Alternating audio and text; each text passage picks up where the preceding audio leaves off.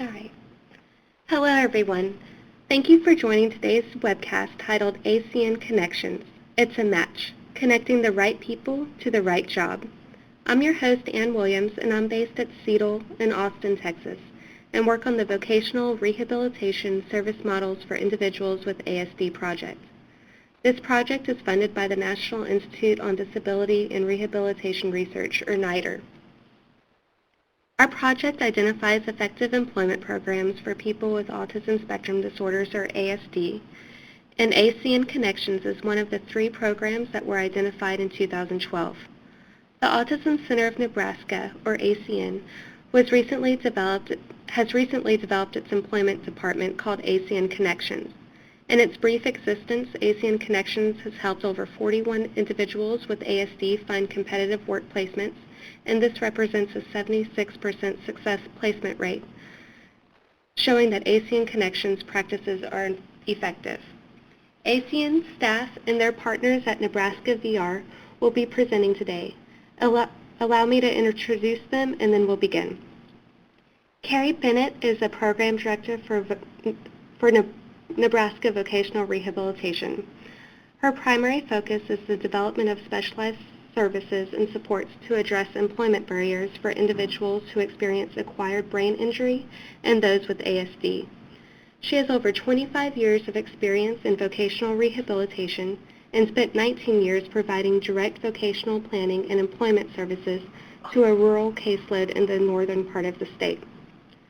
Susanna Johnston works at ACN as an employment specialist. She helped organize and develop ACN Connections, which was started with the help of federal stimulus money and VR. Previously, Susanna worked as an educator and administrator in the curriculum program. She has extensive training and expertise working with people with autism and other related disabilities. Claudia Schulte is an employment specialist at ACN, and she also helped organize and develop ACN Connections. She has more than 30 years of experience working with individuals with special needs. Claudia was previously employed by the Millard Public Schools in Omaha, Nebraska as a teacher, special education administrator, and the coordinator of the Young Adult Program. And Ryan Stam has been with Nebraska VR for over 4 years and is currently a rehabilitation specialist. He has worked in the area of transition for over 10 years. He has experience in the areas of evaluation, transition, placement, college planning, and financial aid. His current caseload ranges from transition age to youth to adults. He is also very involved with the VR certificate programs and the partnerships with local businesses and community colleges. Claudia, are you ready to begin? Yeah, I think Carrie is actually going to begin. Okay. We're going to talk about the goals of the session. I apologize. During this presentation, we'd like to have you learn about ACN Connections, our employment agency, learn about the career planning process, one of the assessments that we use and rely on heavily, learn how to support clients and employers because we find that is essential. And then we'd also like to talk about the critical connections for transitioning into the world of work. And Carrie, I think I'll pass it off to you. All right. Thanks, Claudia. Hello, everyone. I'm going to make just a few comments from the administrative side, then I'll turn it over to the folks who do the real work for the rest of the presentation. In 2009, Nebraska Vocational Rehab received American Recovery and Reinvestment Act funds to be used for 2-year projects.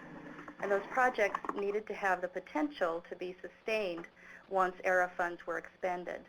Our RFP specifically welcomed proposals for innovative models to expand services to underserved populations in the state, such as individuals with autism. The Autism Center of Nebraska answered our RFP with their proposal to deliver supported employment services to individuals on the autism spectrum, particularly individuals with Asperger's and high-functioning autism. These individuals typically have few available employment supports after graduating from high school. Currently in Nebraska, outside of the educational or developmental disability system, there really are no state-appropriated funds for long-term employment supports. Yet from the very beginning, ACN committed to providing that much-needed long-term support for their clients and also for the businesses that employ them. Then in 2011, VR and ACN moved to a performance-based contract model, which still includes job development, placement, coaching, and retention services. Goals are set each year for the number of successful outcomes anticipated, as well as the estimated cost per outcome. Outcome payments to ACN are made after the client has obtained a job that matches his or her interests, abilities, and expectations, after they've stabilized in that job setting for 4 or more weeks and have been working successfully then for another 90 days, and that makes a total of 120 days at a minimum on the job.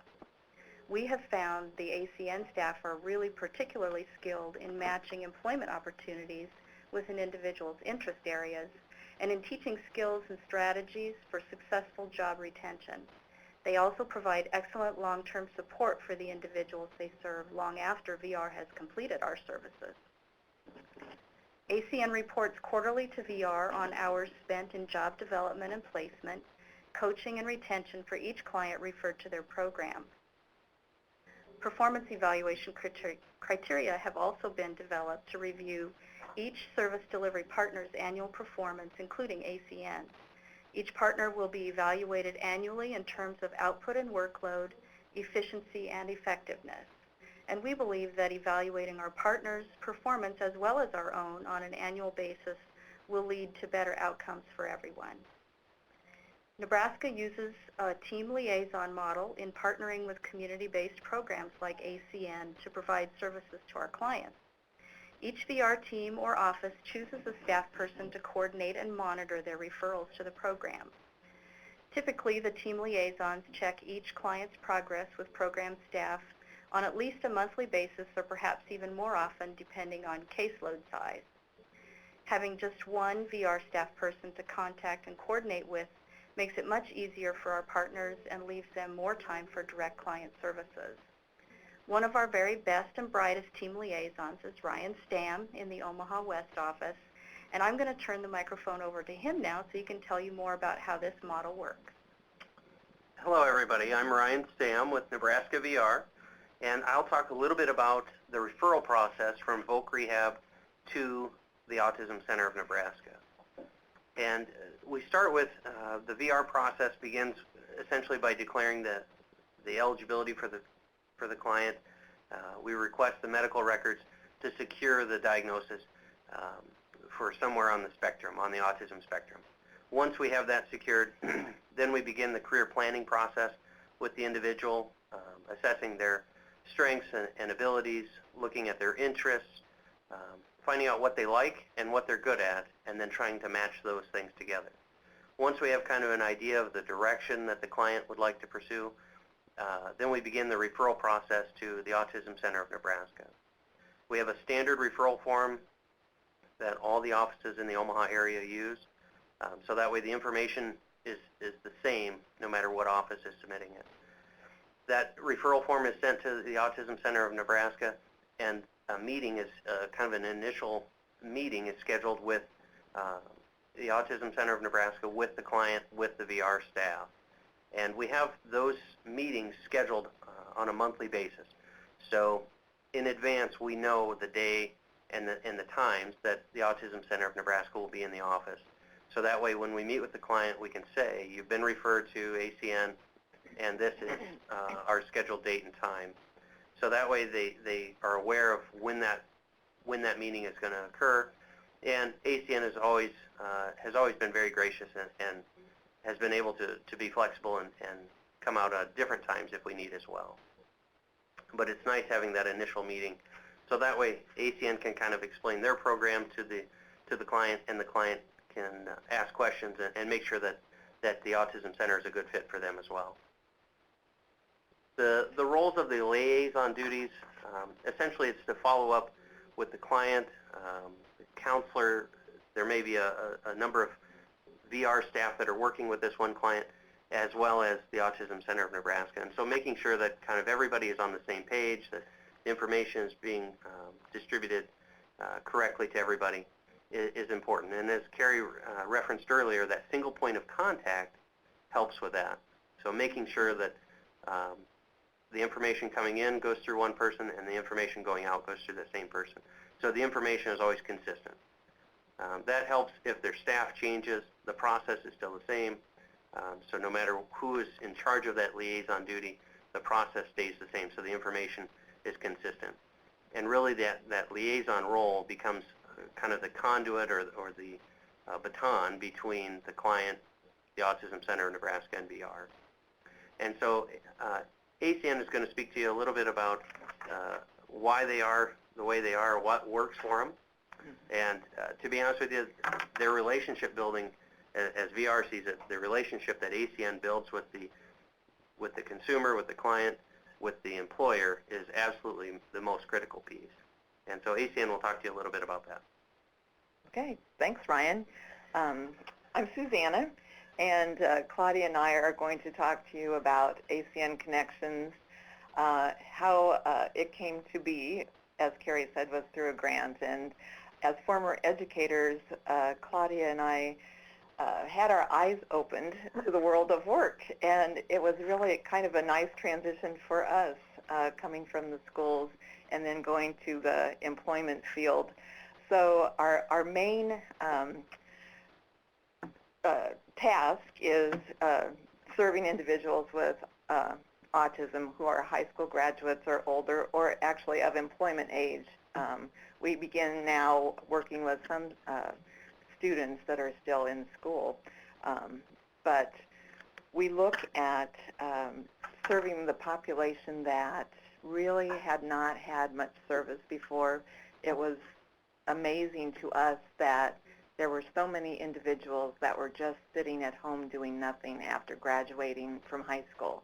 And these were individuals who were, graduating with honors, and then they didn't know what to do after graduation. They might have tried school, but that didn't work.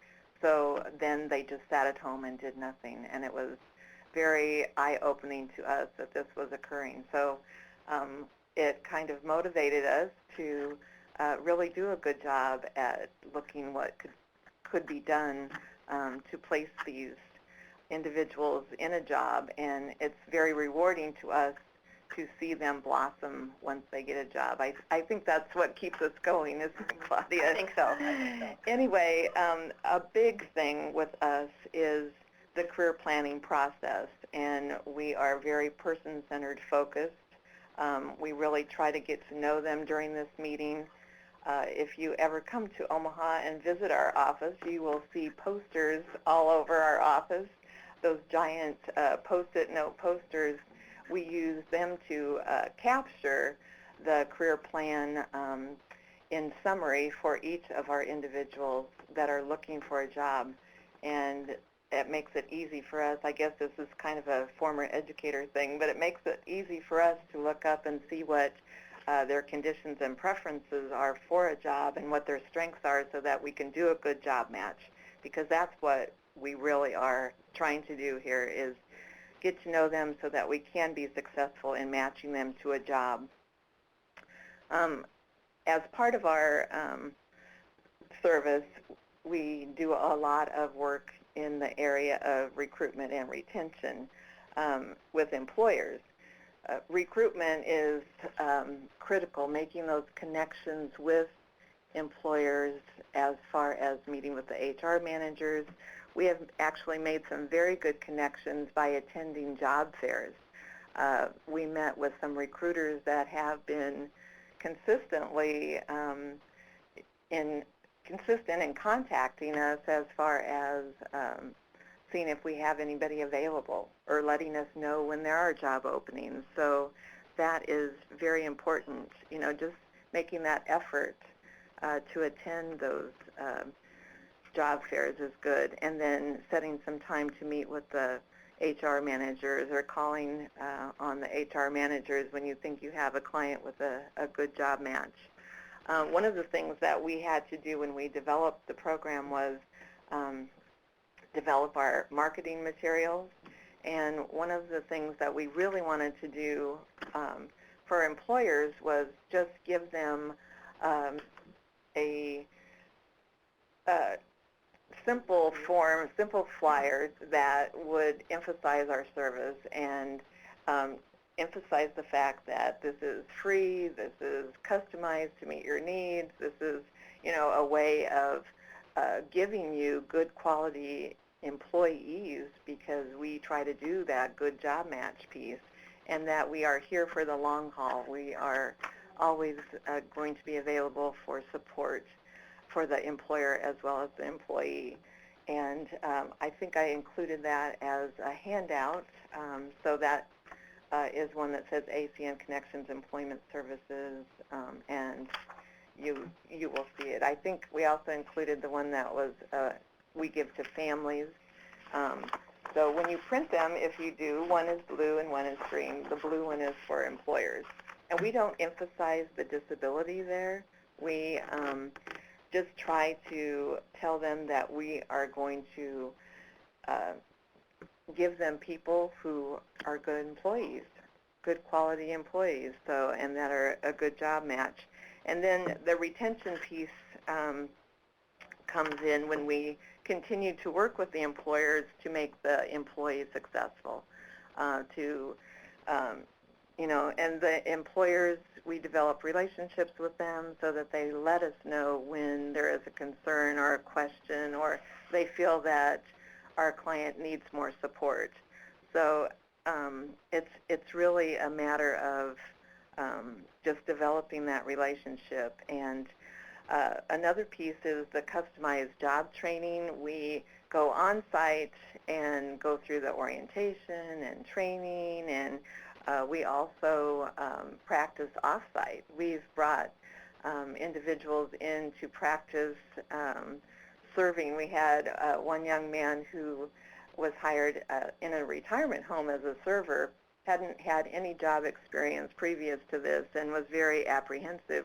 We brought him in and practiced in our office. We also then went to the site and practiced there before the dinner time. So he had lots of opportunities, and it made him more comfortable. So we just kind of individualize whatever is needed for the particular client. The last thing is ongoing support and consultation. And, that's where our job coaching comes in. We do have a full-time job coach, but the three of us, we have 3 employment specialists, and we all job coach as well. Whenever, it's needed, we're there. And so I think that, providing that is what makes us successful with employers too. And then we spend a lot of time working with our clients on developing social skills, those soft skills that affect their performance on the job. And so you'll hear more about that as we go through the rest of our presentation. But I just think that that probably is a critical piece to our success, is that ongoing support. So Claudia is going to start talking about the career planning process. Oh, let me jump in here. This is Ann real quick. Okay. I wanted to let participants know that the handouts you spoke about are on the web page dedicated to this webcast, and it's where you signed up at. Those are the handouts at the bottom of the page. So Great. That's it. Thank you, Ann. This is Claudia. One of the first things we do at the intake that Ryan talked about, where the VR counselor is there and ACN and the client, is we start with the career planning process. And as I said earlier, to us this is critical so that we can really get to know the true individual. And the first thing we start talking about is their dream job. What does the job seeker really, really want to do? We get a variety of things at this time. Many times they're long-term goals, which is great because we do want to know what long-term they would like to do for a career. And we also encourage them to think short-term as well, because a lot of our job seekers have never had a job, and they need to at least get their feet wet before they go into that career goal. I'm sure that all of you out there know that it seems everybody wants to be a gamer or design games right now, or work with electronics or computers because they have so much fun playing with them at home. Now, we don't squelch that necessarily, but we do try to get them to be very realistic about that, talk about what kind of training that would need, and certainly that can be a long-term goal, but what would they entertain as a short-term goal? Perhaps it would be selling electronics or games at a Best Buy or in the Walmart electronic department or GameStop or Gamers or any of those numerous gaming places that are out there now. So then they can actually get a feel for what a job is all about before they jump right into a career long-term goal that might be unattainable at this time. We really do try to make them think about what is attainable and what is realistic for them. We've had some that have had temporary jobs and seasonal jobs, and that's also another nice way for them to see if this is truly what they want to do, and maybe they need to readjust their long-term goal. If we've worked with clients for several months and things just aren't clicking for them, we will come back to this dream job area and talk in depth again about have their goals changed to see if we need to adjust. So Susanna's going to talk a little bit about gifts and contributions.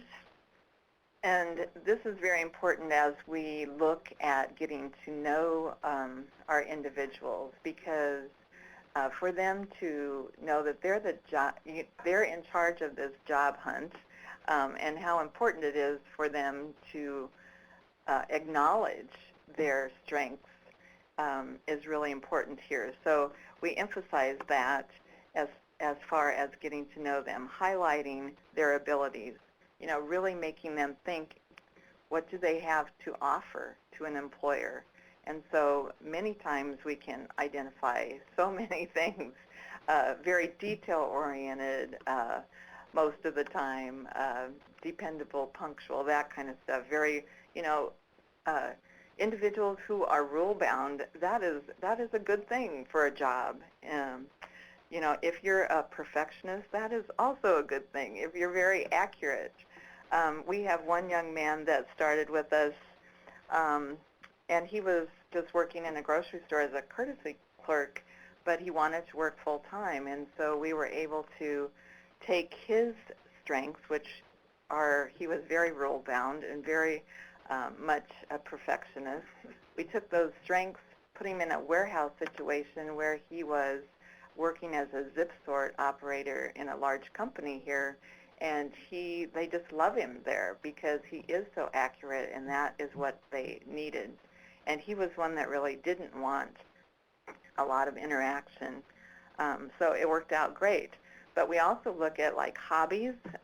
We've had some that have used their hobby, like we had one that was interested in bowling. I mean, he was a good bowler, and so he was going to school at one of our community colleges here, just wanted a part-time job, and so he got a job in the bowling alley near his house, which worked out great for him.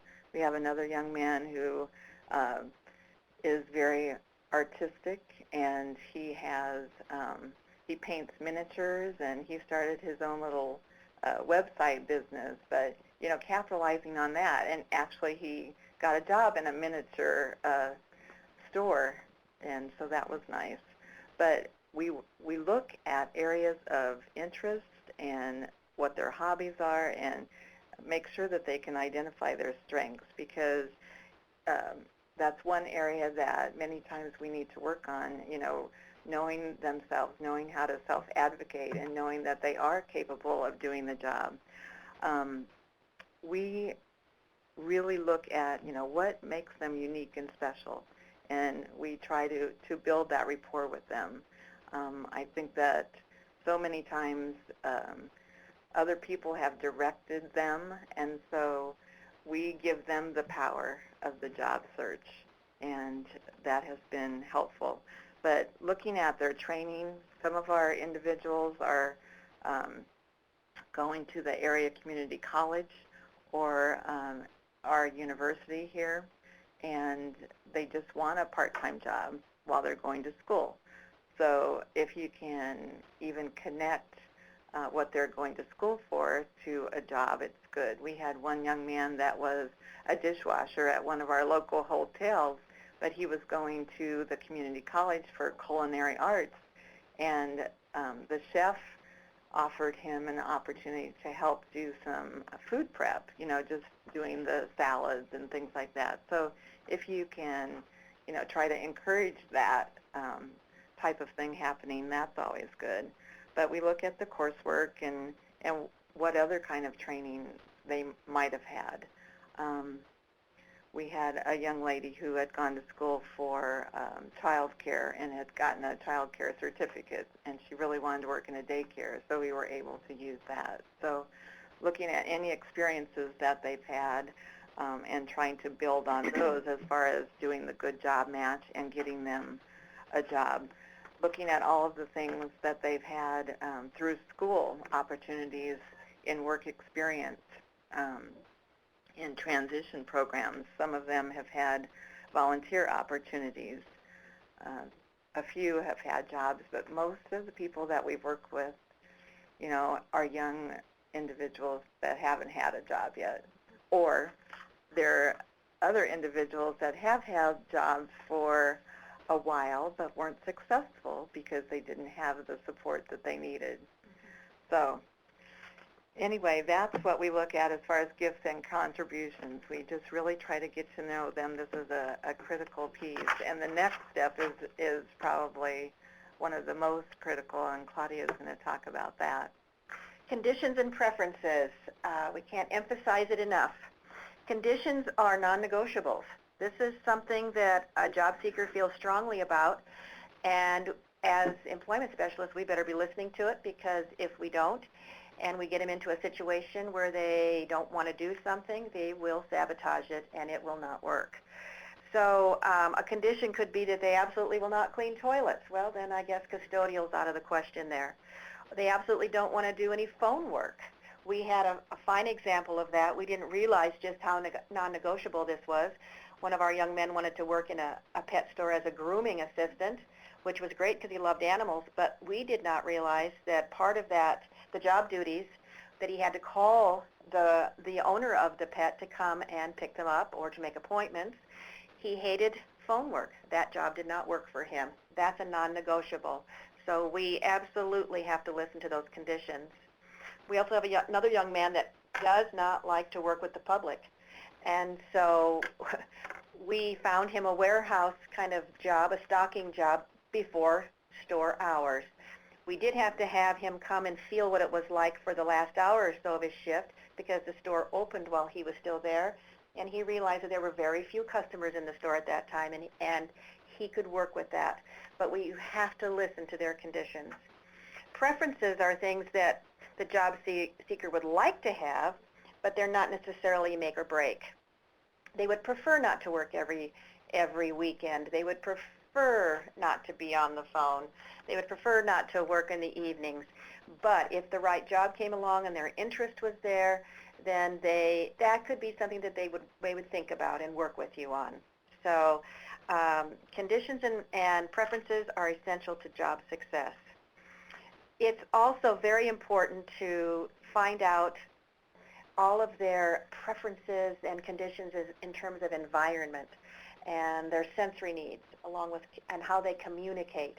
We definitely have to find out if noises are an issue for them, or if there are certain odors that bother them. If they can't stand the smell of gas, a gas station is not going to work. If perfumes are something that bother them, well, Bath and Body isn't a good place to work.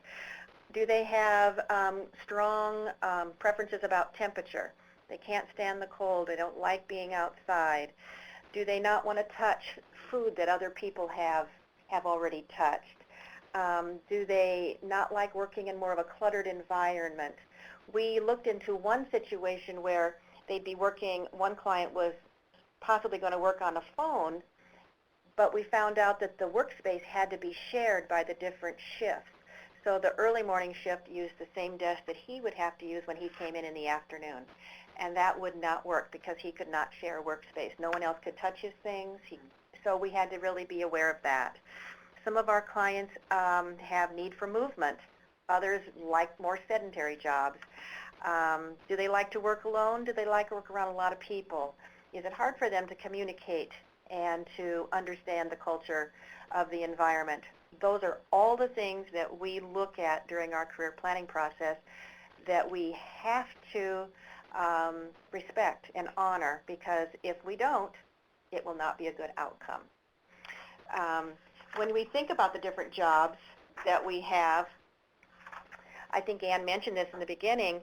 Right now, I think over the last 4 years that we've been in existence, we've had 60 clients, and honestly, we've had 8 intakes in the last few weeks, so that's going to rise. But of the 60, we have 45 that have been employed, so that's about a 75% rate, which we're very proud of.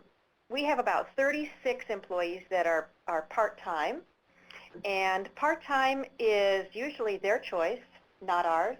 It could be because they're in school. It could be because of their transportation issues. It could be mental health issues and stamina. It could just be, I don't want to work very much. And so 36 of them are part-time.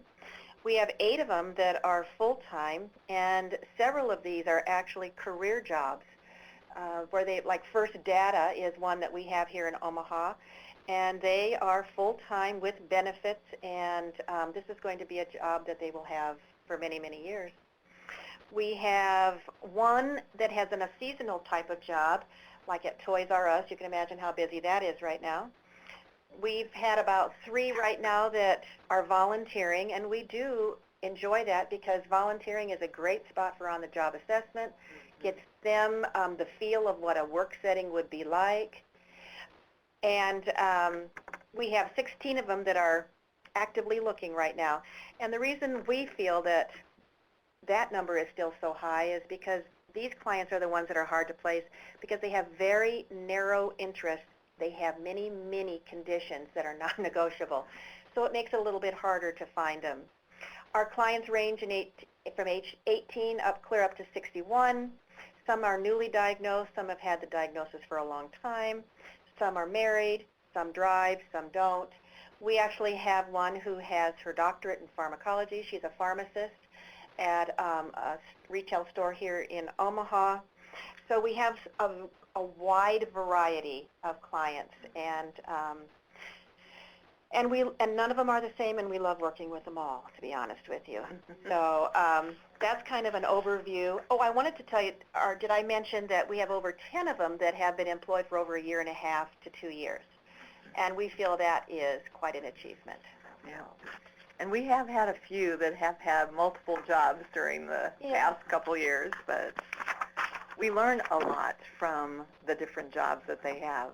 And so do they. They decide, oh, I guess that is a condition, or I do not care to do that. So we all learn.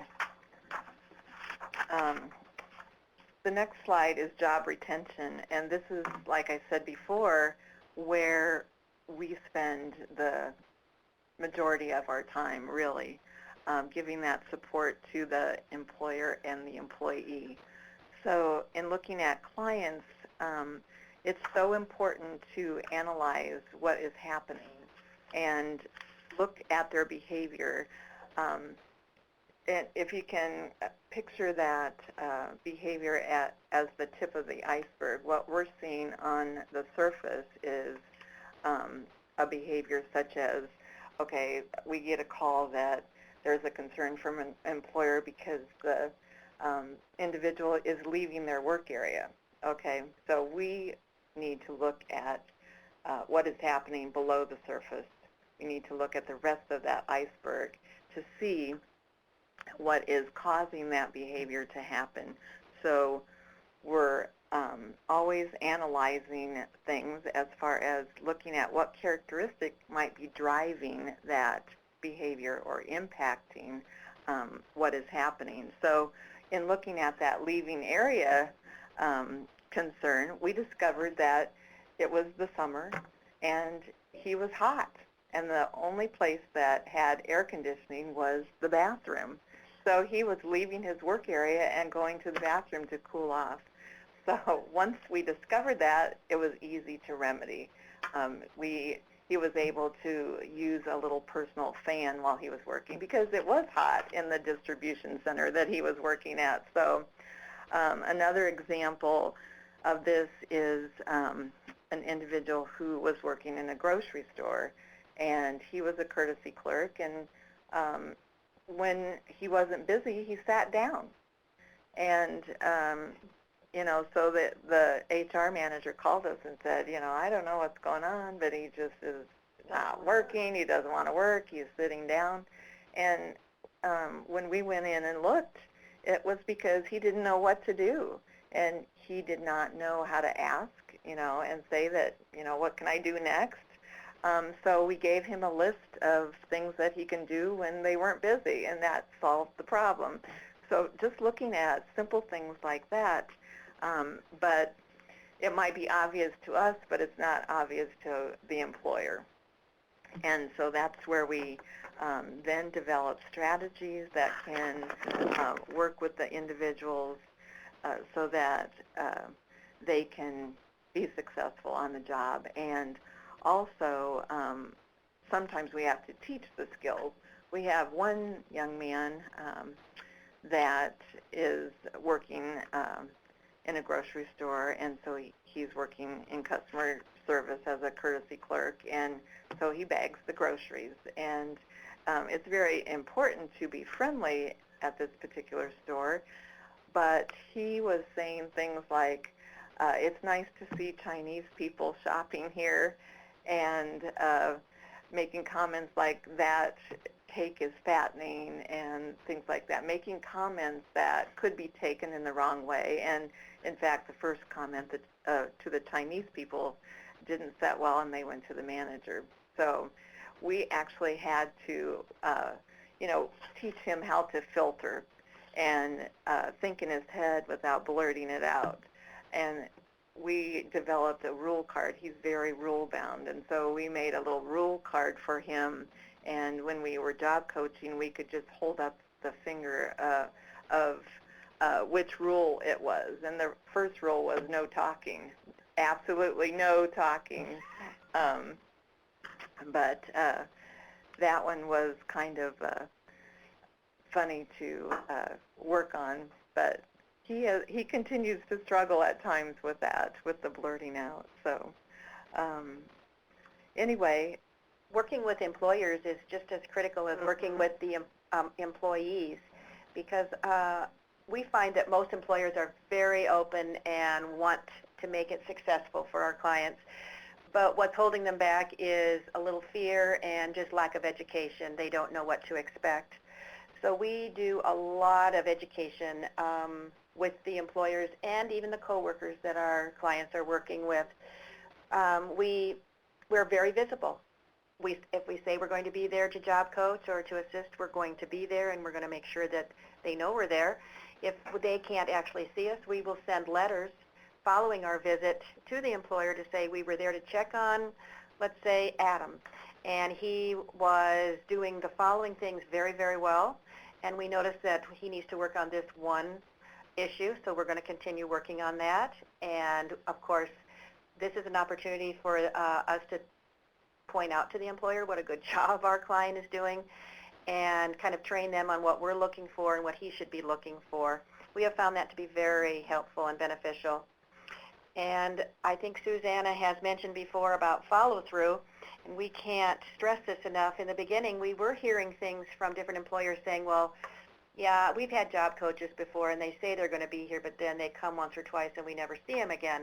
So we made sure that that was never the case for us, that we're there when we say we're going to be there. If they call us, we respond as soon as possible, whether it's a 5 a.m. wake-up call that I got from a chef when our dishwasher he didn't feel was doing a good job, to, working New Year's Day, Christmas Eve, and 4th of July. Yeah. Do any of us really want to do that? No, but we're that committed to having our client be successful, and that's how we have built the relationship and the trust with the employers. So again, huge, huge part here. And I think communication between our office and the employers, because we always let them know of our plan. If we feel like the individual is ready for us not to have so much job coaching with them, we let them know when that's going to happen so they know what to expect, and we go from there. And then they let us know if they feel we need more. We really work to make those natural supports, be in place before we back out. We've had employers call us 1 and 2 and 2.5 years later and say, I think there's a problem, and we find out maybe there's been a management change or the job has changed somewhat, but they still feel comfortable calling us, and that is because we've built that relationship and they know they can count on us. Yeah. We always tell them we're here for the long haul, and we mean it. And we said at the beginning that we've had a lot of parents and teachers from the high school and the transition programs to come to us and say, what can we do to make this a more seamless transition into the world of work? And so Ryan does this all the time too. He works with transition teams, but we've gone in and spoken to our local schools and their transition teams, and we feel that there are 3 critical things that need to be done, and the first one is employment, obviously. You've heard, I'm sure, a million times it's easier to get a job if you have a job, and boy, is that true. I didn't realize just how important that was. So we really look at career exploration and job shadowing, and yes, we do this for the client, so the client can kind of find out what the job is all about, reduce their anxiety about it. Maybe they can envision themselves doing it. They can feel the culture in that particular environment. But it also helps the employer. The employer sees our client and thinks, oh, certainly, he'd fit right in, or she'd be able to get along in here. I'm no longer fearful about, giving this client a try. We also encourage as many different work experiences in high school as possible. Part-time jobs are great. And we talk about babysitting, lawn care, pet care, any of those types of things. They're good for the resume, and employers, they notice when they've not just been sitting around at home and they've actually been doing something. We also stress dress, hygiene, manners. Seems like when our clients leave high school, those things kind of go to the wayside a little bit, and so we have to really stress that as well. We find that work history and this employment piece is very critical now because there's so many people out of work that the number of applicants per job is huge. So the employers look at the work history almost to narrow the field. Mm-hmm. So if we can show them that we have an energetic, eager client who wants to work, then that puts their application up on the top. So employment is one of the first critical components to going to work. And then the next area, of course, is big with our individuals, the social piece. And, there is so much to the area of social. All the hidden rules that are that we don't even think about, as far as we need to teach the rules about work, about getting there on time, how to check in, how to take a break, what to do during your break, knowing who to talk to on your break, knowing where to sit, all of those hidden rules. There are so many things that we just pick up on our own that our individuals don't. And so we spend a lot of time working on that, and we may go in and analyze the environment and actually observe the social situations so that we can see how we can help them improve. And so we teach those skills in how to talk to your boss. A lot of our individuals don't even know how to approach the boss differently than you would a coworker, just those types of things. So it's very important. This area we would really like to see addressed somehow earlier in school, but we know that academics are critical in this day of testing and all the scores that have to be met. But this area really needs to be addressed. And, you know, the social thinking, the theory of mind and perspective taking that our individuals struggle with, we are working on that all the time. But just think of what it takes to be socially aware and how important that is for you to be aware of what the other person is thinking, because we adjust our behavior based on that. So, and that's when our individuals get in trouble on the job, because they don't have that ability to do that. So we spend much of our time in social coaching areas, facilitating the development of communication and social skills on the job. And one of the things I always like to bring up is the 5 schmooze rules that Temple Grandin talks about. Even if you can just do these, you can get along in life. And so they're hi, bye, thank you, you're welcome, and smiling.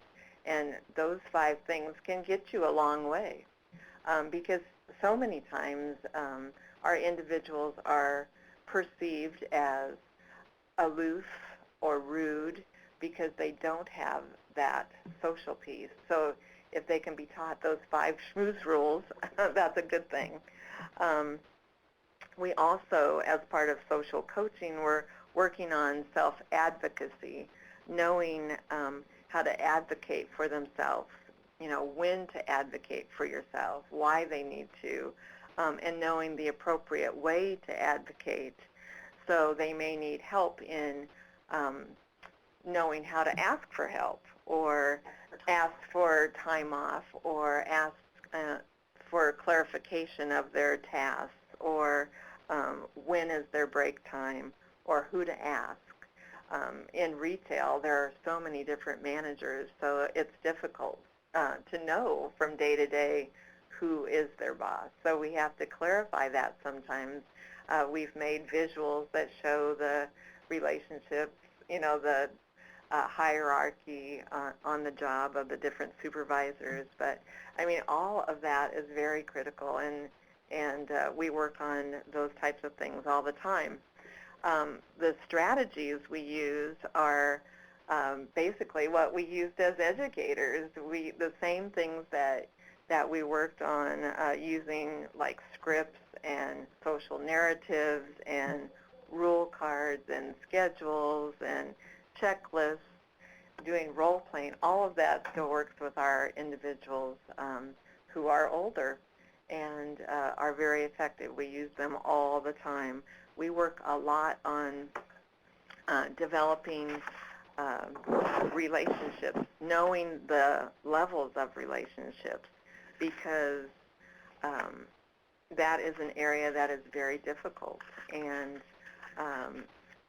important in the workplace. We had one individual that really didn't understand how to approach anybody. He wanted to have friends, and he didn't know how to do it, and it was perceived in the wrong way, and so we had to work on levels of relationships, just knowing who, you know, how to interact with an acquaintance versus a coworker versus a family member or a true friend. We work with those types of things all the time, and it's critical for their success on the job. You just don't think about how much social performance is on the job, and that's where our individuals get in trouble. So, and then the third critical component is networking. So we've had employment and social, and the other one is networking, and this is that building of a relationship between the client, or if it's the student, and other people.